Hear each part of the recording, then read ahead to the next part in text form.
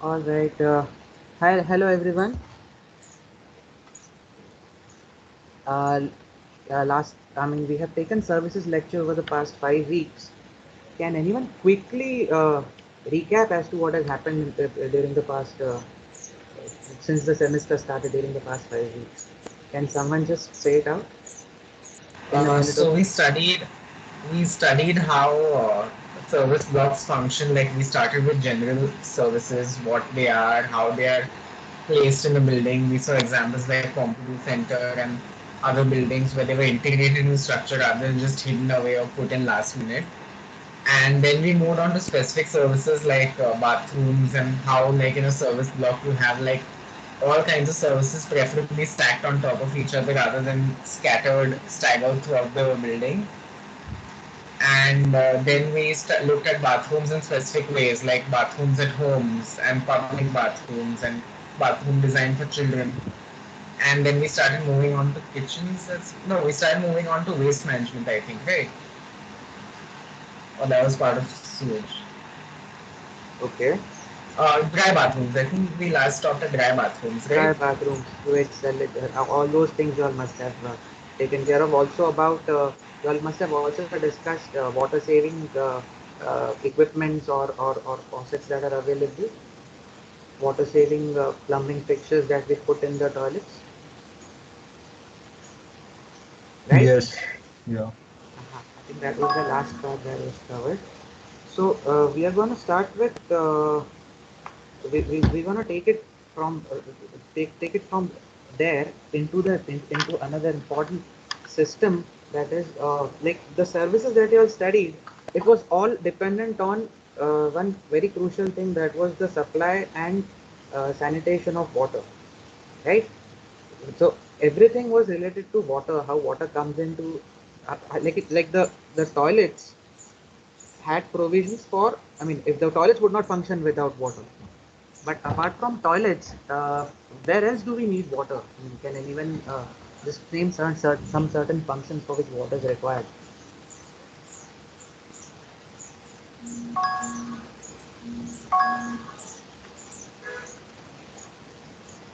Yeah, kitchens. Anywhere else?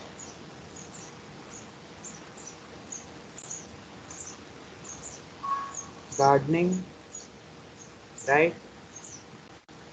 Fire services, washing clothes,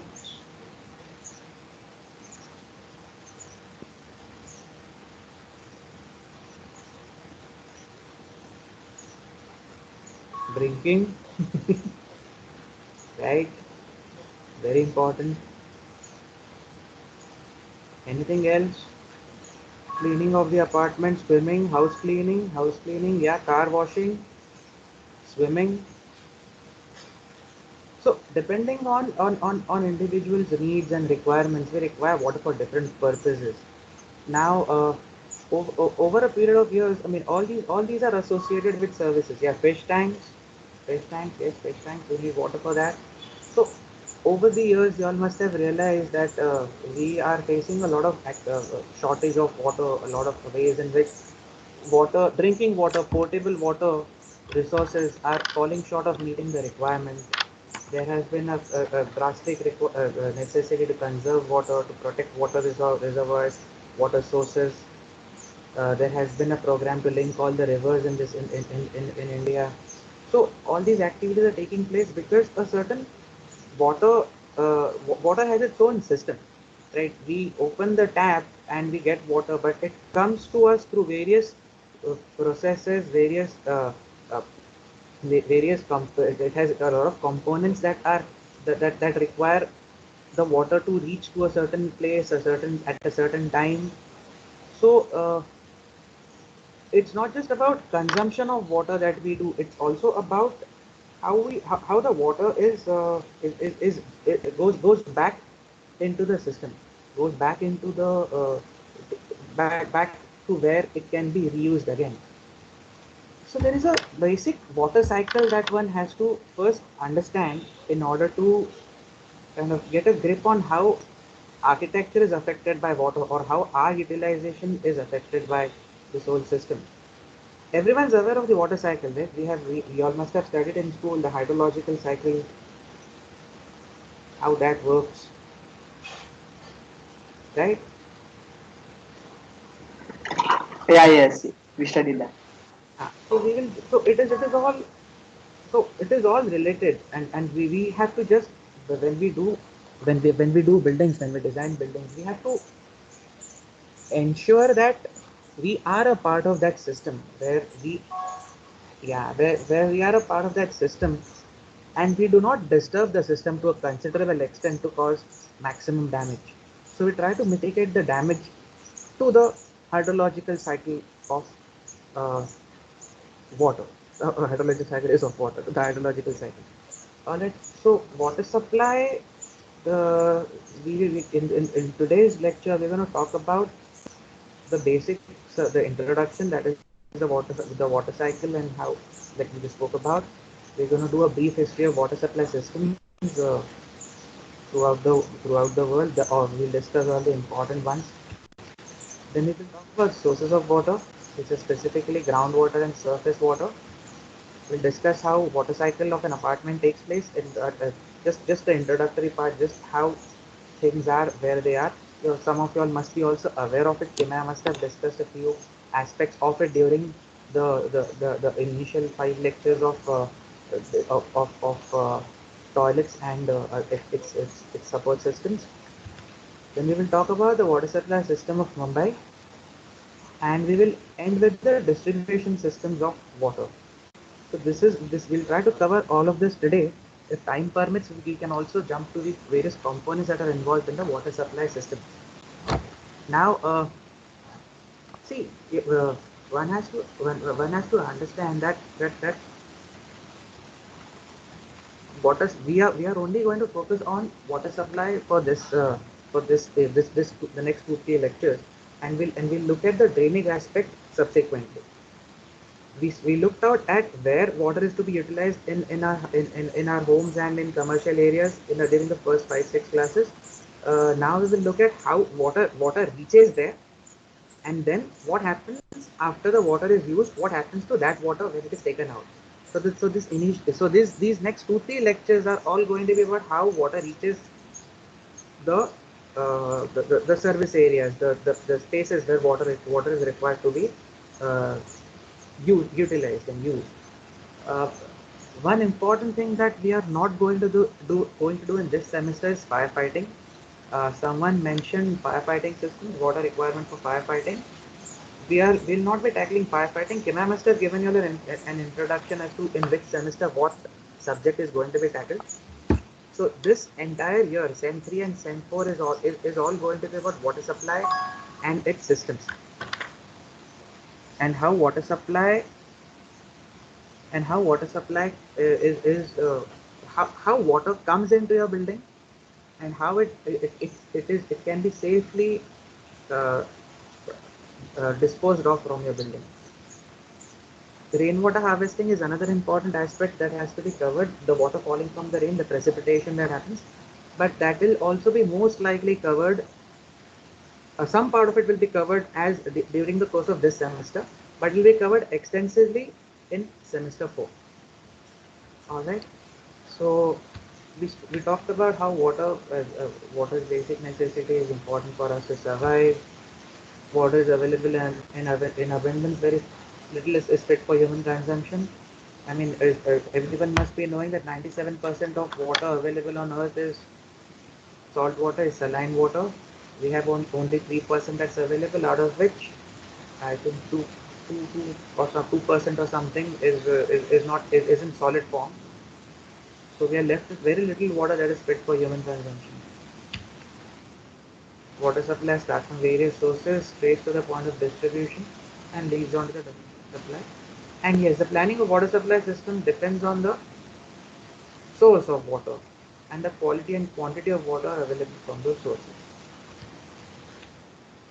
And briefly touch on the hydrological cycle.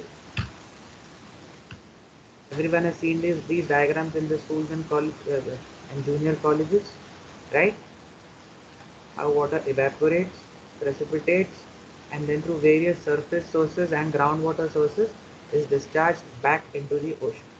So our aim, so we fit somewhere over here between precipitation and it reaching the ocean surface. The water cycle, in a sense, is very apart from its own cycle. Every building also has its own kind of water cycle where the water is where water comes in. It is like through precipitation, the way it reaches the earth. Water comes into a particular apartment through various water supply sources, then it is utilized for a particular purpose, and finally it is let off into a system that promotes its that allows it to reach back to the ocean, the way the water cycle system works. So this is something that has to be understood in a holistic manner, but at the same time we break it into multiple parts and understand it. It is not possible for everyone to understand everything at one go. So hence we studied where water is utilized in the first half of the of lectures. Now from this half we will see how water reaches those particular areas, and hence now that you all know what are the purposes and and what are the requirements for us to utilize the water, we can now determine how much what quality of water and what quantity of water is required for those particular services. And the third part of it of this 16 week lecture, the third part of it will deal with how we are going to dispose of that water. So in today's class we'll understand all most of the systems briefly, and then we will go on to the components of individual systems.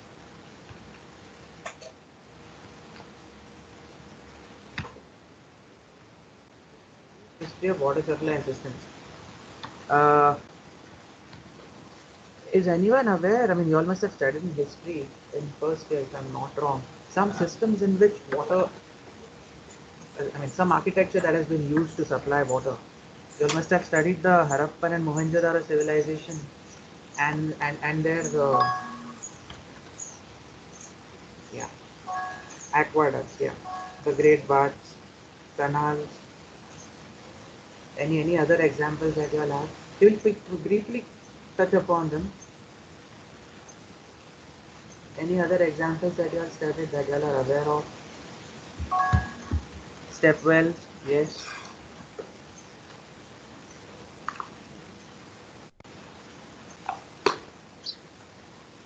Out of which, yeah, the aqueducts, river irrigation.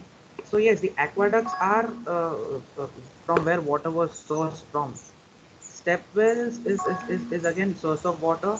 The great bath is something that required water.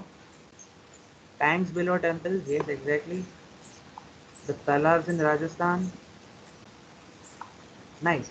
So you all are aware of how historically water has been stored.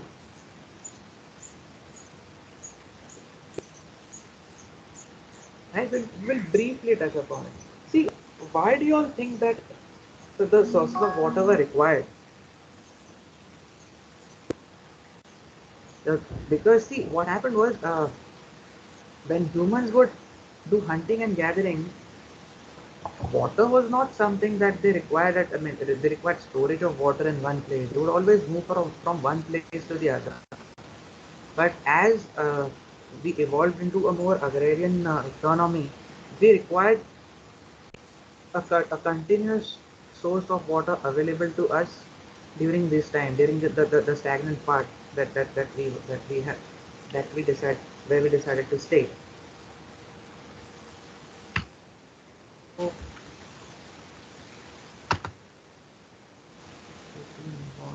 yeah. So as human societies, economies are shifted into an agrarian culture, water availability became necessary.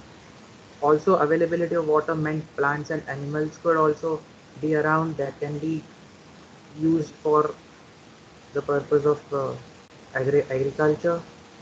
Excavation from Neolithic time have found settlements around wells. So you required water, and the water had to be of a certain size. So when rivers, so effectively, if you all study the earlier civilizations, they settled around rivers. So the four main rivers around the world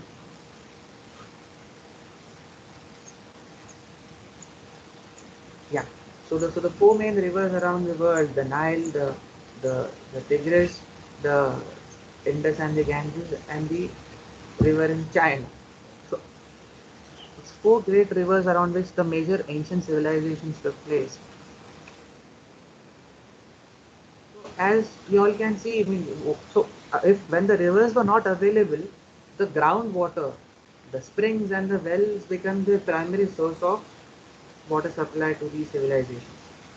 So we have rainwater. So we have the rivers in Harappa.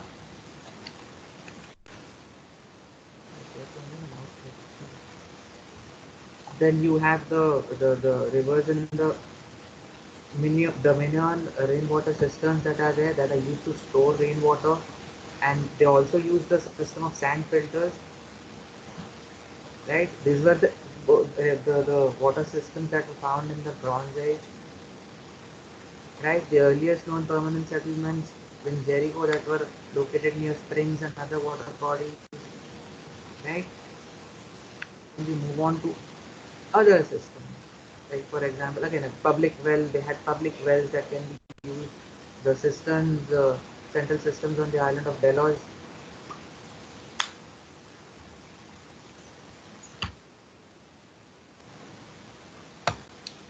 Right? Looked at the rivers, how settlements happen over rivers. So earlier times when rivers were available, they would take the water from the river, and at the same time they would from the river flow at a particular elevation from where the river flowed, and they would dump their sewage back into the river at the lower end of the river from where it went on to touch the ocean.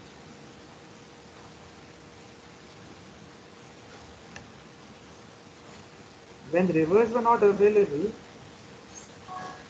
a cistern, yeah, it's like a water tank. It's like a water tank, a storage tank, a large storage tank, either used for public purposes or for private purposes.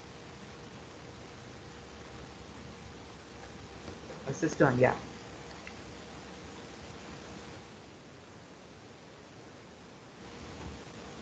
So even the drainage, the waste was always dumped back into the river, so that you always ensured that the cycle continued.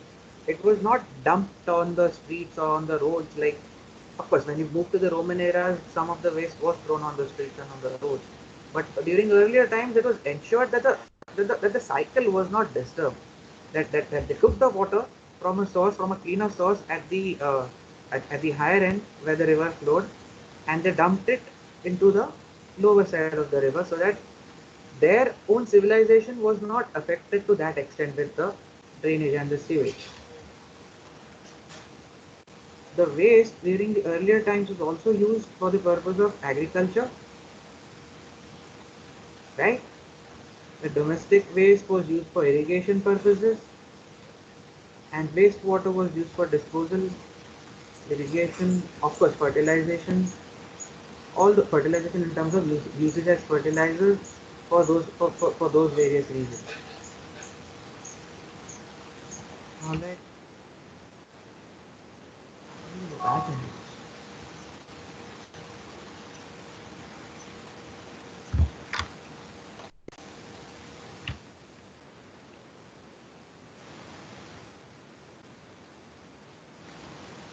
So yes, the Mesopotamians also introduced. I mean, they got the system of clay sewer pipes for the drainage to be disposed back into the river. This is around I think 3000 BC, right? Moving on, as the civilizations developed, they realized that the amount of water that is being provided by by the groundwater sources, by the springs and the wells, was falling short of meeting requirements. There was this major issue as the like when cities develop, when population increase, when population thrive, these waters, these wells kind of dig, started falling short. So then, then using natural water, using continuous supply of natural water when that was not made available, one had to resort to bringing water from some other water resource back to the the city or the urban area or the agricultural area, it had to be brought back. So that is when the system of piped water began to come into existence. So you required a kind of water source to be tapped, a cleaner water source, especially at a. It was also required since pumping was not uh, siphon action was known to people. Pumping was not that very known to people. So to achieve that, they had to kind of get the water from a source that was at a higher level as opposed to where their settlement was, and get it through a system and network of pipes. So the aqueduct is an example of this kind of a system. Basically, the Romans they brought this they had their own rivers and wells and other groundwater sources, but they required a lot of water, especially for the purpose of bathing. The main initial purpose of of bringing up aqueduct was not for drinking water, but the fact is that drinking water from their sources was getting utilized for these bathhouses, for these public baths. As a result, there was this paucity that had to be made, that had to be met, and hence they started getting these aqueducts the into their places. So all in all, I mean, there was many aqueducts that were erected, about 11 or something of them. You had the Marcia Aqueduct, which is the third aqueduct that was built, and its main purpose was getting the water for the purpose of drinking. And out of which there were three piping systems that were available. One was for the city basin. City basin, again, a cistern or a tank into which the water was stored. The second was for private uses, and the last one went to the bathing area, the bathhouses. Now, this pipe delivery system was also a status symbol for certain people, for certain residences. So the rich people, they would use that along with the fountains that they had, along with the wells that they had in their own in their own spaces.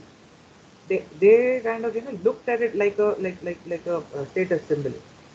So there was also special tax that was levied on people who had pipe water systems into their house or their baths. See, one also has to understand that aqueduct water was, I mean, flew with gravity, right? It didn't have any control as such. So the water was always free flowing and continuous to the individual pipe, to the individual house.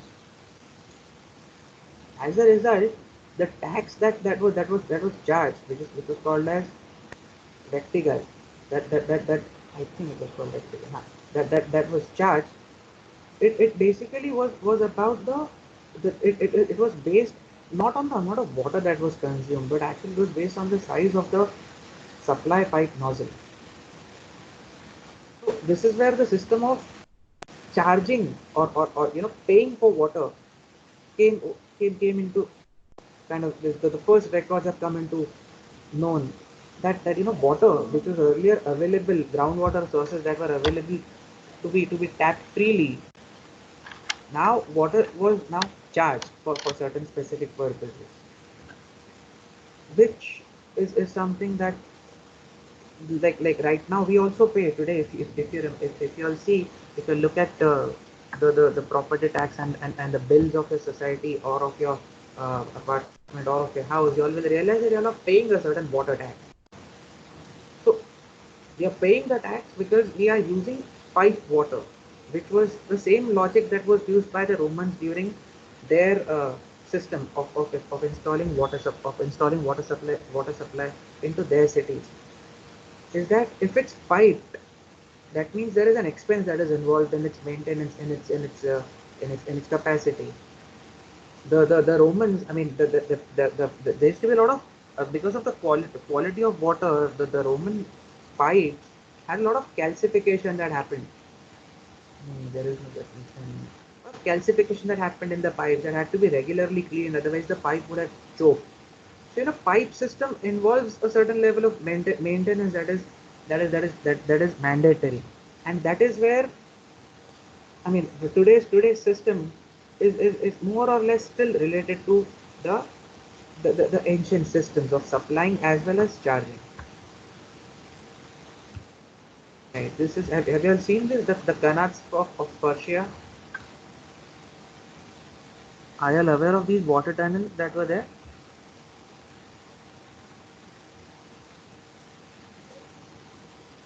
Yes, no. Your slide has not changed yet. I think the share screen stopped. When it's working, it takes time to load for us. So it kind of lags a little. Okay. So I think it's loading because I can see the icon encircling right in the center of your slide. I can't see it now. Okay, so maybe you reload it again. We're still on the aqueduct slide.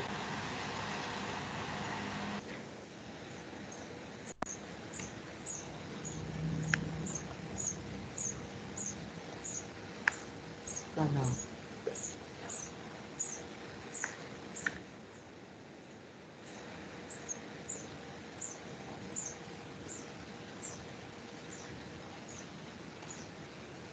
Now has it come? Yes. Alright. You all are aware Yes. of these qanats? The qanats that are present in the Persian region, in Iran and various other West Middle Eastern countries. Hello. No. Okay. So these qanats were basically these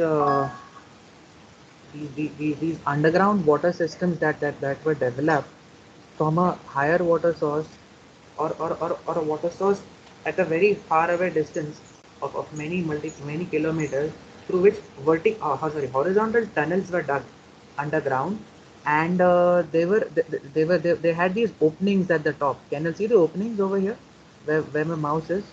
They had these openings at the top that allowed for ventilation as well as to check whether there was any blockages or anything. So can you see on the sides of this tunnel that there is a lot of calcification that has happened of or due to the quality of water that exists.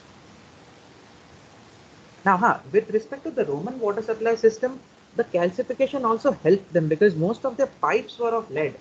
Though many of them were aware that lead is poisonous, and even lead pipes were used even till I think the middle half of the 20th century.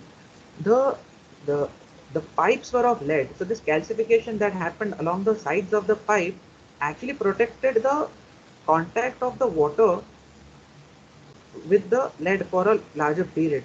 Also, since the water was flowing, the contact was not that not that extensive. So these are the so coming back to canals. These are the canals that were installed. So the system of working was very simple. You had a underground water source that was available, and you had this canal channel that was built, and you had the vertical excess shafts that were put in for the water to be used for irrigation or drinking water purposes.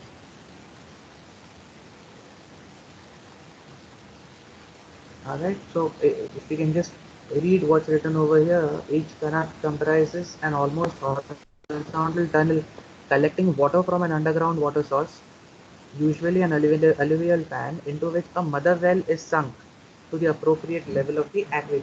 We'll come to what an aquifer is. Aquifer is basically the of water to flow in.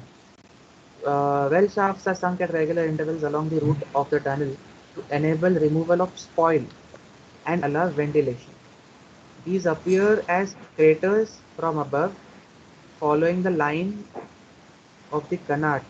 As you all can see, they appeared as these craters. Can you all see this? That the craters that they appear from above along the line of the Kanat. And the water is transported by the means of gravity due to gentle slope of the tunnel to the exit, from where it is distributed by channels to agricultural land of the shareholders. I mean, the people who had uh, participated in its erection and construction. Yeah.